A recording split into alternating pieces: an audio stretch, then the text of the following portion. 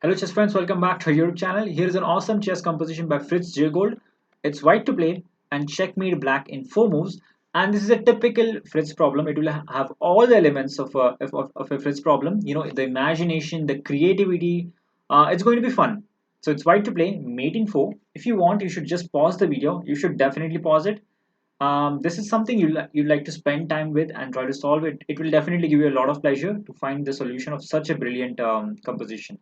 So I'm going to go ahead. If you want, you can pause. I'll just go ahead and show you the answer. The first move is going to be bishop to e1. Okay, very interesting move. We are giving him only one move, right? The king can now go to the b6 square. So king b6, and here's the incredible move, bishop to f2. I think very tough to calculate. I mean, I don't know if anyone can solve this by visualization. It's incredibly tough to find this particular idea. So the bishop goes to f2. What's the point of this? Why is it hiding behind those pieces? Let's find out.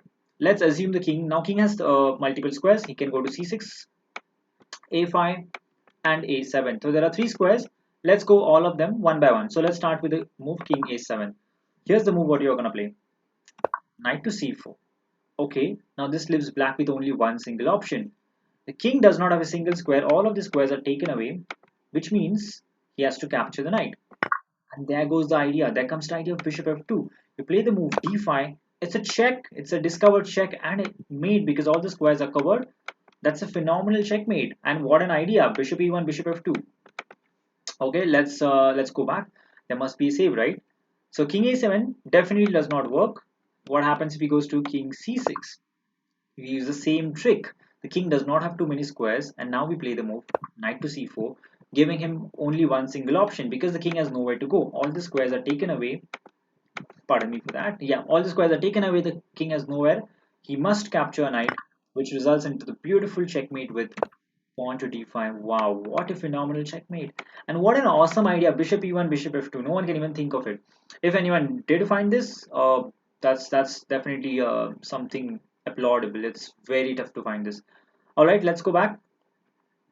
Instead of king, now king c6 we have seen, king a7 we have seen. Let's have a look at king to a5. Now I place the move king to b7, giving him only one single option. All of the squares are taken away, and that's why he must go, and the pawns are stuck, so he must go to the b4 square. Now comes the point.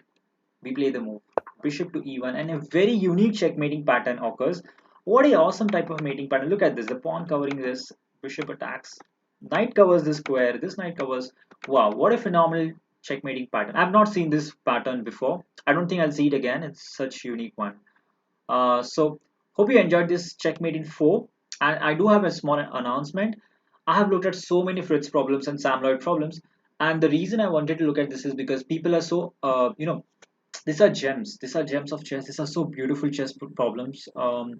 We need to all appreciate the beauty of chess, and that's why we look at problems, right? They show us exactly what we sometimes we lack, right?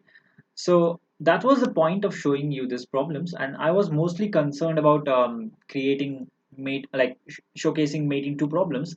That was the point most of the time. But now I have seen that I've covered most of the Fritz and Sam Lloyd mating two problems, and other problems are like mating four, like this one, and some other problems are like mating three. And people are not much interested in those, unfortunately, because they are too tough and too perfect and too tough to solve. It's really incredible if someone does this, but I do not think that problems like this can be solved by normal chess players, club level players, who are mostly the the viewers. And that's the thing I wanted to share. I think I'll need to stop with the chess problems mating 4 and mating 3s. I'll probably switch off and basically go to some other composer now. Maybe someone you can suggest, and I'll look at their mating 2 problems more. And someday we'll come back to Fritz problems mating 4, mating 5. There are a lot of those and they're absolutely phenomenal. They are a piece of beauty, they are a piece of art. We should definitely go through them, but for my viewers and for YouTube, it's not a good content because no one tries to solve it, no one even can solve it. Unfortunately, that's the truth, and that's why I'll have to go through some other chess composers and some other problems which are simpler ones, mating to more solvable and something that will attract more people. Unfortunately, as a YouTuber you have to do such things, and that kind of breaks my heart because I do want to look at these beautiful ones. But you have to do what you have to do. So we'll come back to Fritz. Fritz is still my favorite. He'll always remain my favorite. He's the boss. I think I'll look at one more of his composition, one of my favorite ones, or two more maybe, and then I'll switch to some other composer. So if you have any suggestion, do recommend me. I'm more than open for suggestions. So until next time, see you guys.